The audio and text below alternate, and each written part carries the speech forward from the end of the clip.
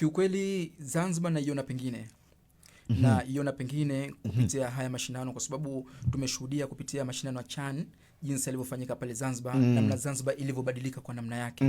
Vipato vya watu vimeongezeka, mtazamo wa Zanzibar umeongezeka, kutajika Zanzibar kiulimwengu, yani kimataifa vile vile umeongezeka, kwa kuonesha kwamba hata mashindano haya yatakayekuja yatakuja kututoa kutoka hapa tulipo na kwenda pengine. Na kwa ukubwa zaidi, Rais wa Zanzibar na mwenyekiti wa Baraza la Mapinduzi Daktari Hussein Ali Mwinyi, yeye amefanya makubwa sana Zanzibar katika miundombinu, hususan katika sehemu hizi za michezo.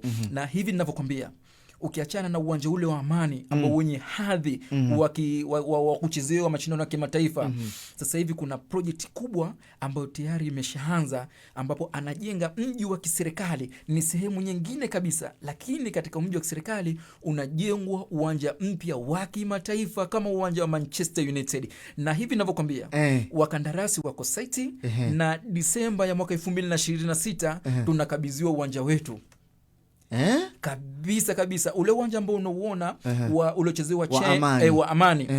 Uwanja huu ambao unajengwa sasa hivi unatoka mara 3 yake mara 4 yake. Kwa hivyo Zanzibar pia ni mmepewa nafasi ya kujenga kiwanja kipya kabisa, na uwanja huo utakuwa na uwezo wa kubeba watu zaidi ya 36 na kuendelea. Lakini licha ya hapo tu peke yake, yani kutajengwa kama vile sport seats, ambapo kutakuwa kuna viwanja vingine vya kufanya mazoezi, ambavyo kila kiwanja kitakuwa kina uwezo wa kubeba mashabiki 1500 kwa wakati mmoja.